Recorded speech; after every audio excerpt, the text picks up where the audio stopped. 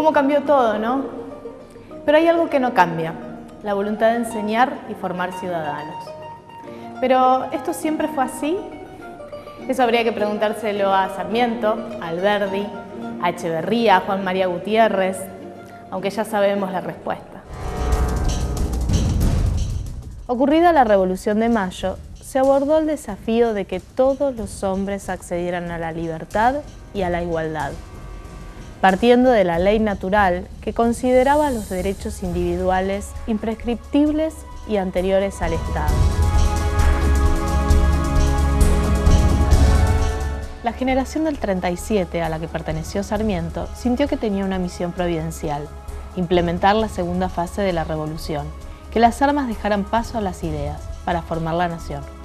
Por ello debían reconocerse valores universales como la democracia, pero teniendo en cuenta la realidad americana y privilegiando la existencia colectiva por encima de la individual.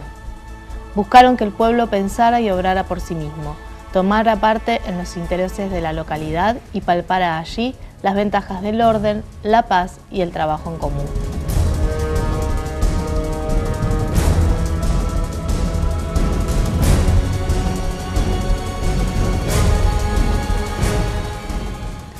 Exiliado en Chile, Sarmiento difundía a través de sus escritos que la educación pública era el punto de partida para crear una república de ciudadanos.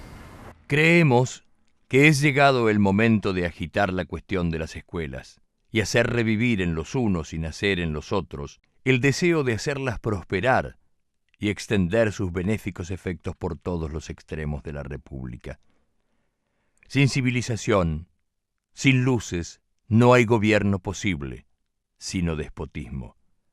No hay opinión pública, no hay libertad, no hay instituciones, no hay industria ni riqueza. Y la civilización de un país no está en los colegios ni en las universidades, está en las escuelas primarias, cuando éstas están montadas sobre un plan filosófico y racional.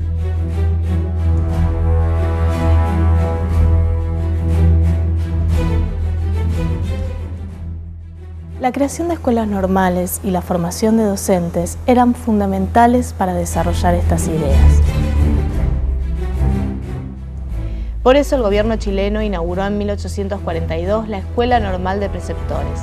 Sarmiento, valorado por sus conocimientos pedagógicos, fue el primer director y quien se encargó del diseño curricular.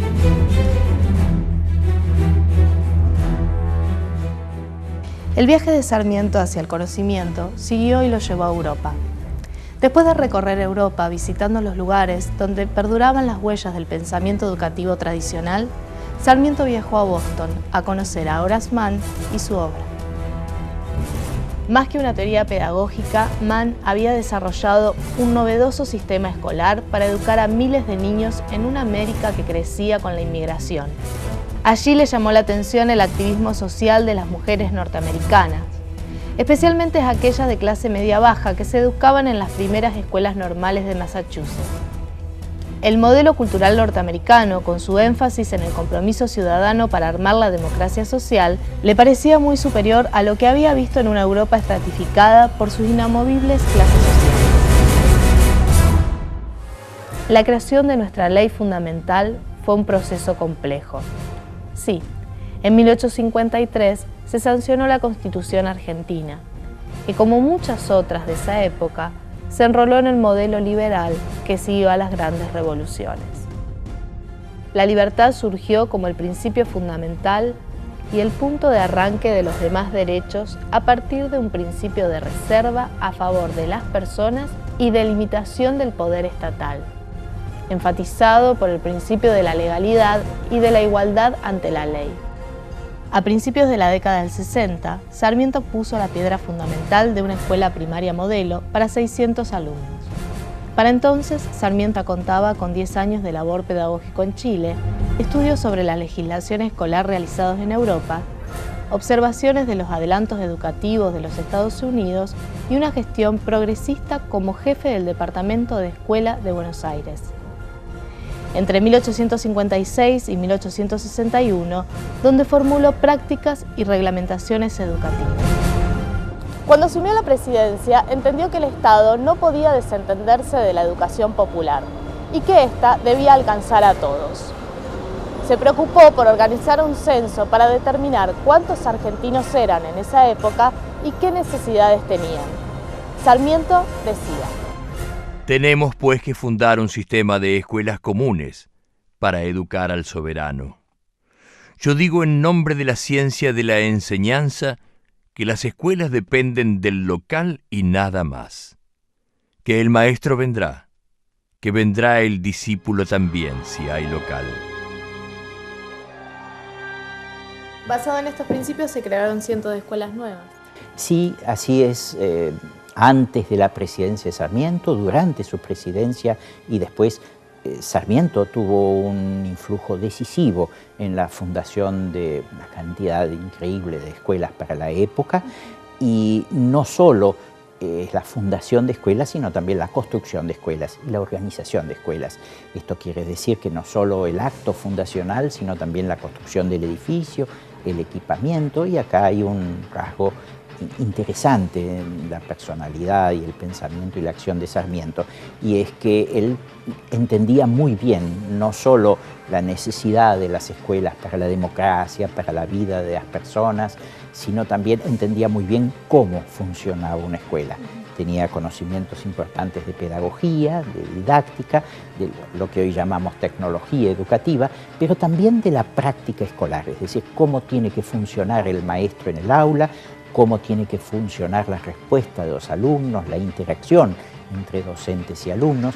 Él lo entendía muy bien todo esto, de modo que a partir de eso, de esos conocimientos que él tenía, él pensaba que el edificio en sí debía responder a eso, en varios aspectos. En el aspecto urbano o rural, el edificio tenía que destacarse, no podía ser un edificio cualquiera, sino que tenía que denotar la importancia de la educación, era parte del mensaje educativo. Y en los espacios interiores, esos espacios tenían que ser diseñados en función del movimiento necesario de la práctica docente. Esto significa que las aulas, los pasillos, los salones tenían que estar derivados de esas necesidades educativas. Es así como, bajo el influjo de Sarmiento, se construyeron esos cientos de escuelas, y esas cientos de escuelas funcionaron muy bien para la educación.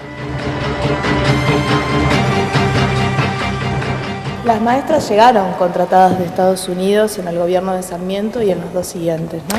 Sí, en su mayoría eran mujeres. En total eran 65 personas que llegaron de allá entre 1869 y 1890.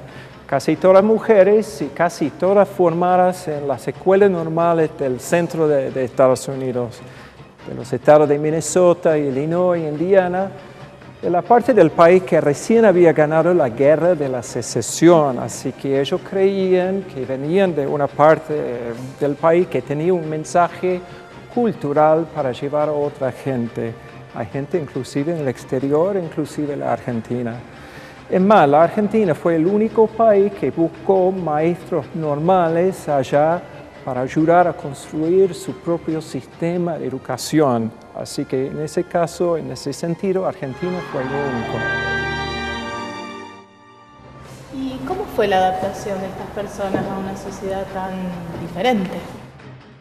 Mira, te das cuenta de que primero el viaje fue muy largo de allá para acá. Fue un viaje de 2 meses que cruzaron de Estados Unidos a Inglaterra y después para acá. Cuando llegaron fueron enviadas, estoy hablando de las mujeres, fueron enviadas a Paraná para comenzar a aprender el idioma, porque llegaron sin saber nada de español. Pasaron unas semanas, unos meses allá para comenzar a adaptarse, y después fueron enviadas a la provincia, Catamarca, Santiago del Estero, San Juan, etc. Sabemos que tuvieron experiencias muy difíciles. Es más, que 2 de ellas murieron a poco tiempo de llegar aquí. Una en la epidemia de la fiebre amarilla de 1871 y otra por una fiebre tifoidea, un poco tiempo después en Rosario. Sin embargo, varias de las mujeres se quedaron aquí por más tiempo de su contrato, decían, renovaron su contrato por más años, volvieron aquí después de licencias en Estados Unidos inclusive. Sabemos que varias pasaron el resto de sus días aquí en el país. Algunas inclusive fueron honradas con proclamaciones de duelo nacional por las autoridades en Buenos Aires, inclusive, por ejemplo, Clara Armstrong, quien era la directora en La Plata. Sabemos que también algunas se casaron aquí. Más o menos 10, 11, 12 se contrajeron este matrimonio aquí en el país, pero siempre con norteamericanos o ingleses, porque sabemos que en el momento era difícil, ya que eran todas protestantes, casarse con un católico aquí en Argentina. Así que sabemos que a pesar de la dificultad de la adaptación al principio, ejercieron sus trabajos, pudieron hacer lo que habían sido enseñadas a hacer, ser maestras y formaron ejemplares para futuras generaciones de mujeres aquí en Argentina. El desafío fue muy grande, pero dejaron ejemplos del activismo de la mujer y las posibilidades de la mujer de clase media baja, para formarse profesionalmente y para ofrecer a la sociedad sus conocimientos. Así que para mí fue importante tanto para Argentina como para Estados Unidos. Y los discípulos, como decía Sarmiento, llegaron también. Recibieron el gobierno con 30.000 alumnos en escuelas primarias y lo dejó con 100.000.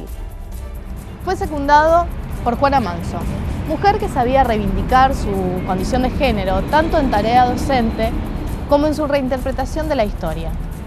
Juana Manso fue, en términos modernos, una militante republicana. El Estado moderno se compone de ciudadanos que actúan, y la escuela es un factor transformador de esa evolución.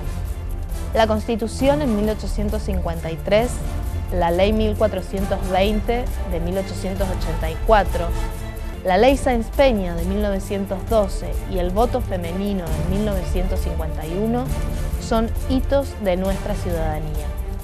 Hitos en los que la educación fue y será factor clave. Educar al pueblo para elevar su espíritu y favorecer el desarrollo de una nación libre y soberana. La escuela es eso y mucho más.